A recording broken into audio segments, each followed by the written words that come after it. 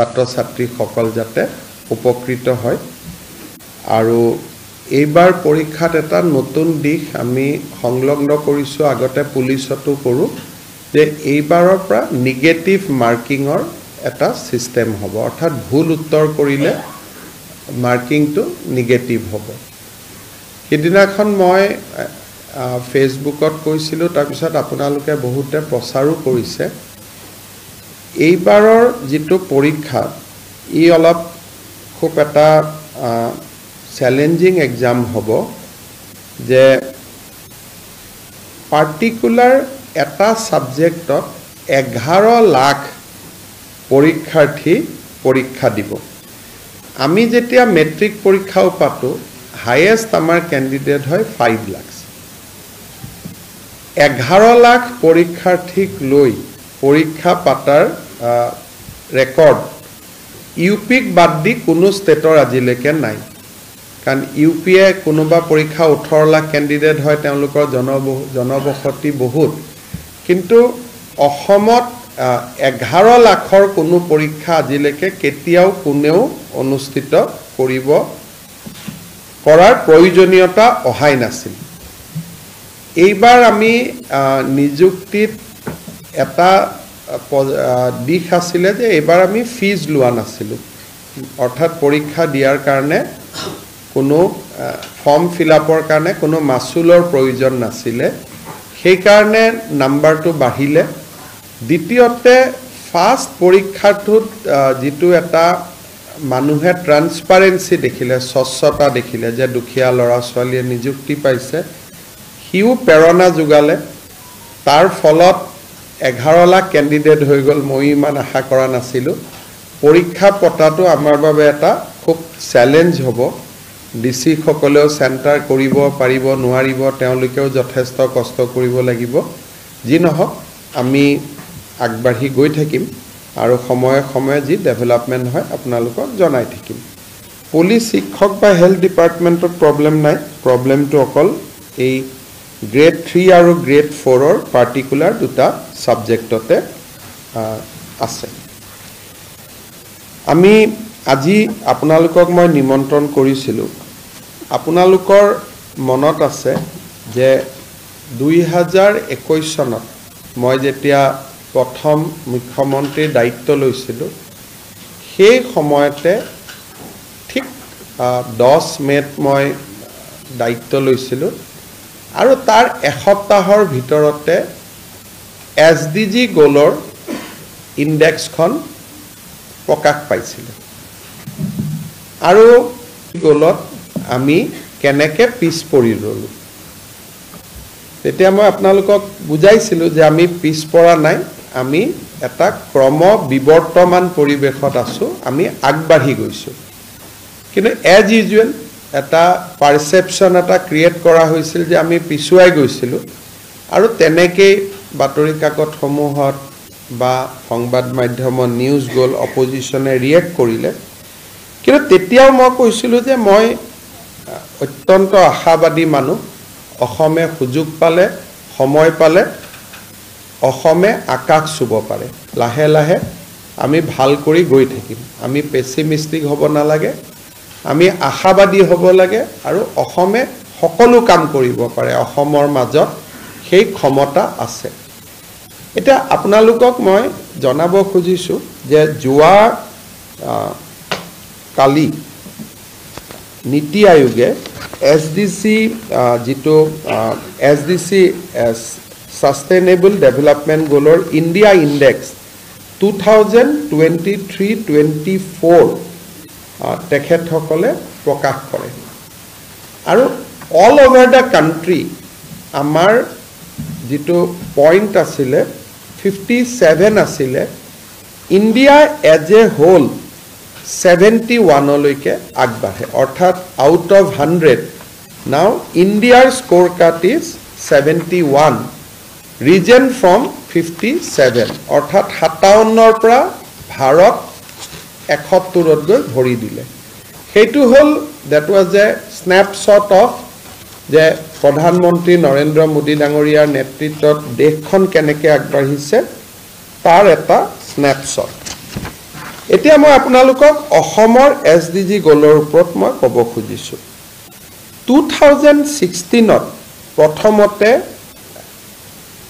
Assam was the first state government to adopt sustainable development goal as agenda of the government যে আমি আমাৰ সৰকাৰ পৰিচালনাৰ যেটো প্ৰেৰণা স্ৰোত হ'ব সেই প্ৰেৰণা স্ৰোত হ'ব to achieve the sustainable development goal 2016ত যেতিয়া আমি ইয়াক আৰম্ভ কৰো ভাৰত চৰকাৰে প্ৰথম 2018ত ফাৰ্স্ট অ্যাসেসমেন্টটো তেওঁলোকে ৰিলিজ কৰে যে ৰাজ্যখন কেনেকুৱা বা কোন ৰাজ্য কেনেকুৱা পজিশনত আছে 2018ত যেতিয়া এই ৰ্যাঙ্কিং আৰম্ভ কৰে তেতিয়া আপোনালোকে ম্যাপখনলৈকে চাওক Assam was in red. Red মানে অসম ইয়াতে aspirant category. Aspirant মানে negative যে আশা কৰিছে কিন্তু একো কৰিব পৰা নাই. So Assam was in negative in 2018. তাৰ পিছত 2019 index তুলাই অসমে aspirant or pra ami performer home and the Assam maps become yellow from the red to yellow 2022 ami yellow home aru ei report toke apunaluke pray ema dhori sarkarok samalochonar babe প্ৰচাৰ কৰিছিল ব্যৱহাৰ কৰিছিল যে এনেকুৱা হল তেনেকুৱা হল তেতিয়া মই কৈছিলো যে নহয় সোণোৱাল সৰকাৰৰ দিনতো আমি ডেভেলপ কৰিছো ফ্ৰম দা ৰেড আমি হালধীয়া হৈছো এতিয়া জুৱা কালি যি SDG ইনডেক্স উলালে উই বিকাম গ্ৰীন তাৰ মানে now we become the front runner state So Assam journey started with aspirant category state hisabe ami amar journey arambho korisilu ami performer holu aru bikhekoi covid or samoyt a assessment bila kora hua nasil amar sarkaror duta bosoror karyakalot ami ohomok performer or pora we took Assam to front ranking state অর্থাৎ এতিয়া অসমৰ score card বা অসমৰ যেটো position সেই পজিশনটো এতিয়া ভাৰতৰ সকলো ষ্টেটৰ লগত আমি এক প্ৰকাৰ সমান হৈ যাব পাৰিলো আমি ফ্ৰন্ট ৰেংকিং কেনেকে হলো ফ্ৰন্ট ৰানাৰ কেনেকে হলো national SDG index is 71 Assam has also become 71 তামানে সাস্টেইনেবল ডেভেলপমেন্ট গোলত এতিয়া ভাৰতৰ সংখ্যা 71 আৰু অসমো 71 তামানে we are no longer below national average we have hit the national average এতিয়া আমাৰ কাম হ'ব next 2 years to cross the national average এখন ষ্টেটত হাংগাৰ কমোৱা এখন ষ্টেটত gender justice kora ekhon state of education for all poverty komua eto PWD rasta bonuar dore kam nohoy it needs sustained effort of 10 years so aji 2018 sonot jitu samoyat ami 57 points asilu in SDC index aji ami lahe agbari আমাৰ state খনক আমি হেউজিয়া কৰিলো আৰু ৰাষ্ট্ৰৰ এভাৰেজৰ লগত আমি খোজ কাঢ়িলো যেতিয়া নীতি আয়োগে যোৱা কালি তেওঁলোকৰ বিবৃতিটো প্ৰকাশ কৰে ৰিলিজ অফ SDG ইনডেক্স তাত তেওঁলোকে বেলেগ ষ্টেটৰ লগতে অসমৰ কথা তেওঁলোকে খুকিয়াকৈ লিখিলে তেওঁলোকে লিখিলে 32 state and UTs in the front runner category with 10 new entrants. তাৰমানে 10খন ৰাজ্য পাৰফৰ্মাৰৰ পৰা ফ্ৰণ্ট ৰানাৰ হ'ল গৈ য'ত তেওঁলোকে অৰুণাচল প্ৰদেশ অসমৰ তেওঁলোকে নাম উল্লেখ কৰিছে সেকেন্ড প্যাৰাগ্ৰাফত তেওঁলোকে এটা ডাঙৰ কথা কৈছে যেটো আমাৰ ৰাজ্যৰ বাবে বৰ গৌৰৱৰ কথা তেওঁলোকে কৈছে যে between 2018 and 2024 certain states are fast moving যে ৰেডৰ পৰা জল্দি জল্দি খেউজিয়ালৈকে গৈছে ৰেড আছিল 18ত by 2023 they catch up the national average ইয়াত কাৰ নাম কৈছে উত্তৰ প্ৰদেশ জম্মু কাশ্মীৰ উত্তৰাখণ্ড সিকিম হাৰিয়ানা আসাম ত্ৰিপুৰা পাঞ্জাব মধ্য প্ৰদেশ উৰিষ্যা তাৰমানে 2018 ৰ পৰা from 57 we become 2023 71 that increase of 16 points 71 or পৰা যদি 57 minus কৰি দিয়ে then it is a increase of 16 18 যাৰ ভাল আছিল কিন্তু 18 ৰ পৰা 2020 ভিতৰত 16 মাৰ্কছৰ জাম কৰা ষ্টেট সমূহৰ ভিতৰত উত্তৰ প্ৰদেশ তেওঁলোকে নাম উল্লেখ কৰিছে জম্মু কাশ্মীৰ উত্তৰাখণ্ড সিকিম হাৰিয়ানা আসাম ত্ৰিপুৰা আৰু পাঞ্জাব মধ্য প্ৰদেশ উৰিষ্যা অৰ্থাৎ 16 নম্বৰ আমি জাম কৰিব পাৰিছো আজিৰ সাংবাদিক মেলখন সাধাৰণতে